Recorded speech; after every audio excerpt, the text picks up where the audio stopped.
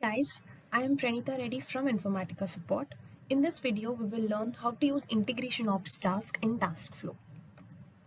The agenda of this video would be integration ops task detailed information and a quick demo on it. So what is integration ops task? Integration ops task is a step in the task flow which can be used to run a CI process from a CDI task flow. So this step is basically used in the task flow to trigger any CI process that is published on cloud or on Secure Agent. An integration opt task uses the authentication that is configured for the task flow. That means even if you give any allowed user in the process, that will not consider that user, but it will always consider the user or group that is provided in the task flow. And in task flow, when you configure integration of step and when that step fails in the execution, the task flow continues to proceed to subsequent steps and the task flow would not fail, because integration ops task is just to go ahead and trigger the CI process. Once the CI process is triggered, then irrespective of success or failure, the task flow continues to proceed. And one more thing to note here is, if there is any change in the integration ops task in the task flow, that is, it can be any modification or change of the secure agent in the process or anything.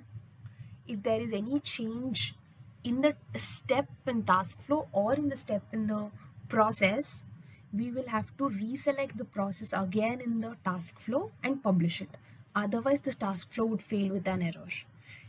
And one more thing, you cannot select an outdated or unpublished process in the integration ops task of the task flow.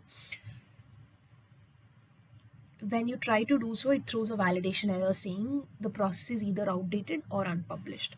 And this task name can contain only alphanumeric characters and underscores and spaces. It cannot contain any other special characters in the name. Now we'll quickly go into the demo. We'll see how this task works. Just log into IICS initially to do this. Now what we'll do is I'll go ahead and show you one task flow which I've created right away with integration ops tasks. So just create a task flow like this. For integration ops task, you can scroll through the tasks which you can see here in the design, right? Just below the design, there will be some steps. You will just have to drag and drop it here. Integration ops task. And just give the integration ops task a name you wish. And then you can select the task from here. Under task executor, you'll have nothing but just a CI process. And under task here, you have a select button, which you can use to select any process that you wish. If you see here, I would like to select this one, base64 decode test, okay, which is already selected here. And there is also an option here to pass any input fields that this process would require. Okay, I'm passing some input. Before showing you what input I'm passing, we'll just go through that process and see what the design of that process is. This is my process. Okay, this is running on cloud server, and there is an input I need to pass to this task flow for this process, and there is an output that it gives me, and there is a temp variable. What am I doing with all these? Just in the first assignment step, what I'm doing is I am assigning what I'm exactly doing here is, if you see, it is base64 decode. I'm doing base64 decode on the input. In the process, I'm not passing any input here. I'm just declaring the variable, but nothing is passed over here. Whatever I will be passing will be from the integration ops task in CDI. So what I'm doing here, just util base64 decode of the input variable. This is my temp. I'm storing this value in the temp. And now I'm just assigning this temp to the output field declared. Okay, That means this process will also give me an output, and that output will be base64 decode of some input that I'm passing. We just publish it, and now go back to the task flow. If you see, this value is there, right? We'll once see what is this value. This is a base64 encoded value. So I'll just show you, I'll decode it and show you what it should be. This is for decode, right? And just decode it. The decoded string is my name is John. So I'll go back. So I expect my name is John in the output of this process, right? Because I'm just decoding it. Same.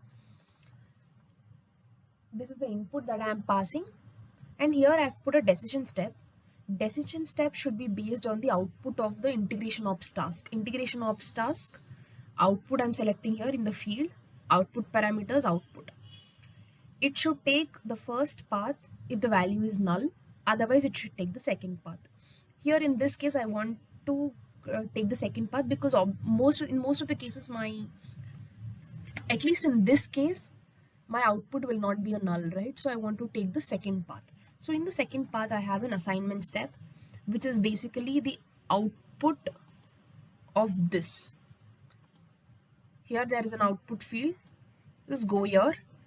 It says the output is, and whatever the output that you get from there, right? That is my name is John. The output is my name is John here. Okay, this is my this is my task flow and integration ops. Just I'll put a dummy description just to save it. I will publish it and then run it from here. When you run it from here, you can go here, check it in the monitor page. You see that the task flow is now completed. But it will not list you any subtasks like it does for other data tasks and command tasks, right? It will not list any subtask when there is only integration ops task in it. Integration ops task will not be shown on the monitor page. You will have to check if the process is run or not on the application integration console. Just go refresh it. If you see there is one last instance that is run, we'll just open that and see now it is completed.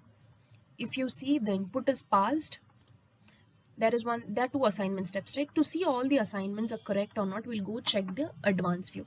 If you go to advanced view, you can see here, first thing we'll go to input. This is the input that I have passed. So input also came correctly to the process. That is the input passed from the integration ops task. If you go next, what I've done, I've just stored it in temp. In temp, what actually I did, I've decoded the base64 string.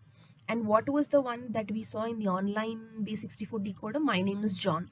So the function is also working correctly. And now I've assigned the same to the output. So as expected, the output is also correct. Now we should go back to the task flow instance here and see if everything is correct. If you go here and check, the input you have passed is correct. The output that came from the integration ops task is correct. And since the value is not null, it went to the below assignment step. Okay, it went to the below assignment step. We can once validate the same from the advanced view of the task flow also. The advanced view for both task flow and process would look similar. We'll just go here and see. Here this is the task flow input. So there will be no task flow input. If you go here and see, we see that the output is my name is John. This is the actual task flow output. So the output also came in correctly. Now this is a sample that we have shown to how to use integration ops task. Based on the output of what the integration ops task is giving, that is based on the output of the process, you can configure your next tasks. And this is how you use integration ops task in a task flow.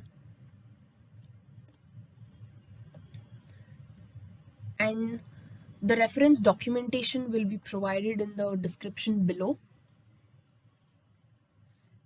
And we would love to hear feedback from you. Let us know if you like the video or not. please reach us on our email supportvideos@informatica.com, and you can also tweet us at infasupport. Thank you.